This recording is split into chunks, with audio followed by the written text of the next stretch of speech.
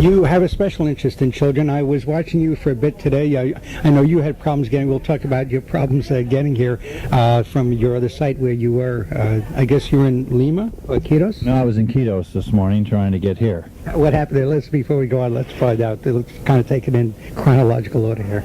Well, we had just finished a week of broadcasting in the jungle, and we were tired, and we wanted to get away and have a warm shower and a meal. And unfortunately, the plane that was supposed to bring us back couldn't take off, this seaplane, and we made 6 attempts at takeoff, and so finally we had to abandon that and then jump in a speedboat and scramble to get back here. And we missed the first presentation, but we were here to make the second and go beyond that. So, not unusual to have difficulties in such remote sites when you're doing live things. And so it continues because Air Peru is out of business, so we're all scrambling to, Linda is making arrangements to get everybody off and going on Saturday, and Air Peru is out of business, and that's the way it was. Now, I saw you working with one of the children over here, one of the students. Today you were doing some not inserts, but you were going live, right, and then introducing Pam and the little bit that I caught of it, I was sort of at a distance. You were as excited and childlike as a student. I mean, you were just as happy to be there, and you were just as turned on as the students. You that's why I asked if you felt you were a child at heart. I mean, you seem as excited as the student was about what you were doing there. Well, I am excited about what we're doing in particular. I mean, the Jason Project is an exciting project.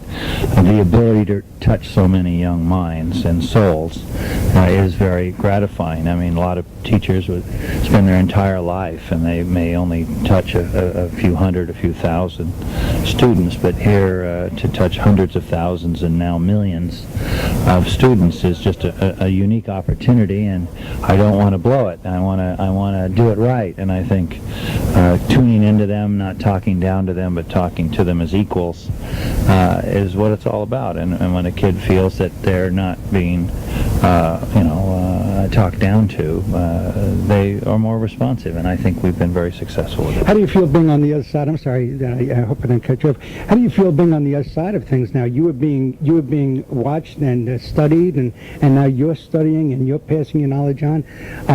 You're the host now. You're hosting the series. In a way, it's kind of turned around for you now. You're the host, the guide here. Well, I think, I'm reach a stage in your career where it's preparing the next generation. I think certainly I've had a wonderful career, and I've been able to have a wonderful career because people took time to help me all along the way. There were key teachers, my parents, key individuals that made my life a success. And so I feel a sense of obligation to do that for others as well. And I believe also this is going to connect to Titanic again. How did you get into this? What Jason and the Argonauts, and I know Jason was one of the submarines that used Jason and Alvin. What was your driving force? How did you wind up creating Jason? Well, it was the response to the Titanic discovery that so many young kids, wrote and said, I really want to do what you do. And so what do I have to do? Well, the answer is go to college and study physics for 13 years.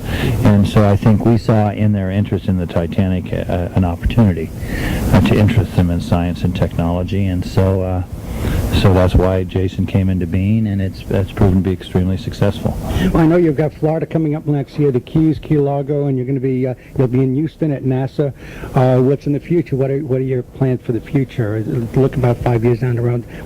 What's on your wish list for the next 5 years for Jason? Well, we've in our 10th year now, and we'll probably cycle back to some of the places that have proven extremely successful. Our program from the Yellowstone and Hawaii were very successful on presenting plate tectonics and giving kids an opportunity to understand volcanoes and the role they play.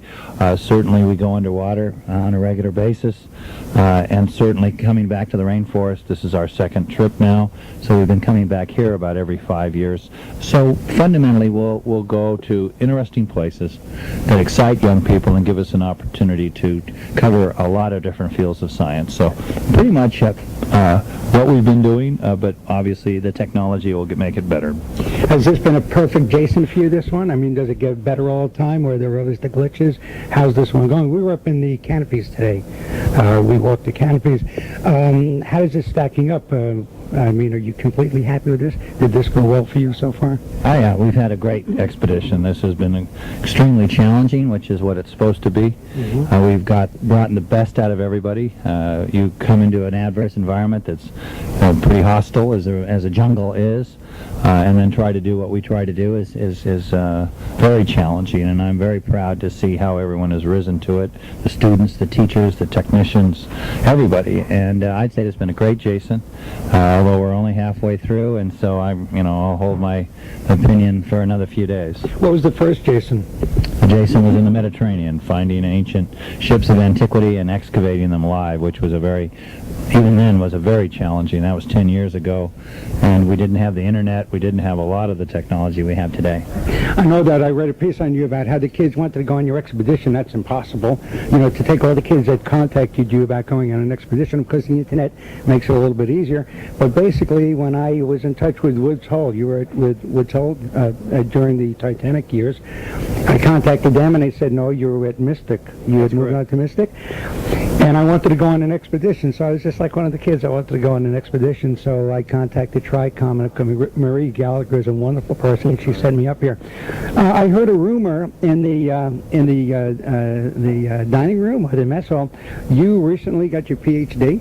Oh no, I've had my I think so. PhD over 25 years. That's how rumors go, huh? Yeah, that's a good one. No, I've had it a quarter of a century. So you haven't had any new degrees lately? Well, no new degrees. Regularly get honorary doctorates, so maybe they were referring to one of the 15 or so honorary doctorates that I've received. I'm thinking to myself, this is a man that went back to school to get his PhD in his 40s. I thought it was a little odd. No. And you're in your 40s now? I'm 56. Boy, this thing was way off base. Okay, we've talked about the future, we've talked about the past, and we've talked about your childhood, I guess. What do you think the ultimate Jason?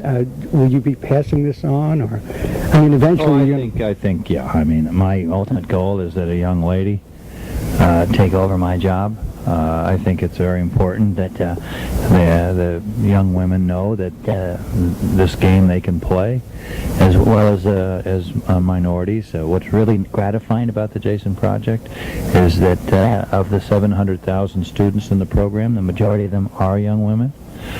We also have the same demographics as the population of the country. So the only group that's disproportionately high is the Asian Americans, which they always have excelled in science and technology. These children, and 2 more minutes and we're out of here. I know you have to make a couple of calls. These children, are they at an upper echelon of students, or is it more of a cross-section, disadvantaged? And do you look for a cross-section, or are you just looking for the cream of the crop? Oh no, we're looking for the average kid. This is focusing on the every child in the classroom. The way in which we structure Jason, the way in which we structure our curriculum is designed to find an interest to every child, and we've seen that that's been the case. We are focusing on middle school kids. We believe the battle for a scientist or an engineer is done by the 8th grade. And so we're focusing early in the educational system because we think that's where you need to focus.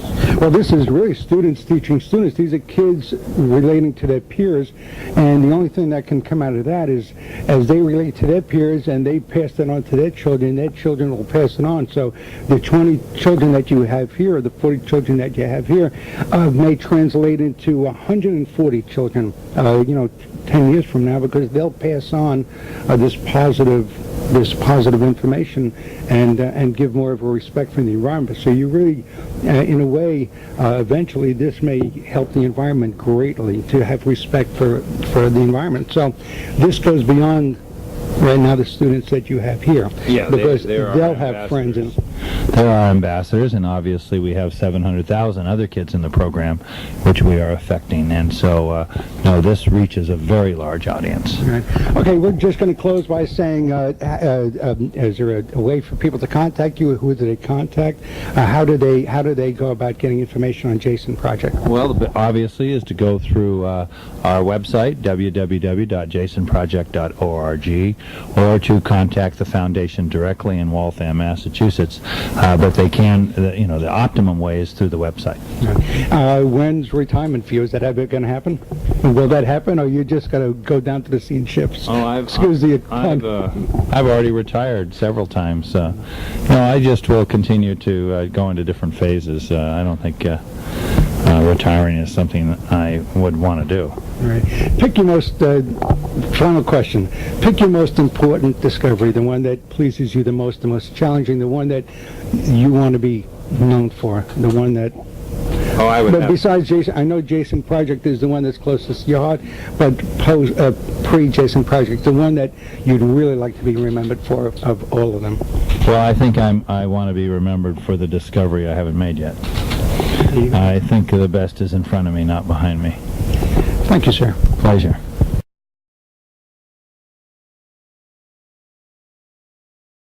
Our presentation, but we were here to make the second and go beyond that. So, not unusual to have difficulties in such remote sites when you're doing live things. And so it continues because Air Peru is out of business, so we're all scrambling to... Unfortunately, the plane that was supposed to bring us back couldn't take off, this seaplane, and we made 6 attempts at takeoff, and so finally we had to abandon that and then jump in a speedboat and scramble to get back here, and we missed the first.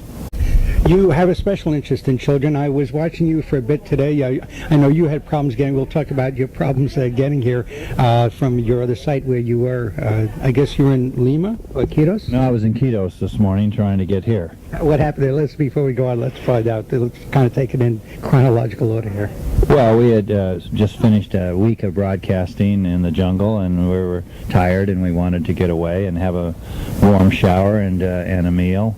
And Linda is making arrangements to get everybody off and going on Saturday, and Air Peru is out of business, and that's the way it was. I saw you working with one of the children over here, one of the students.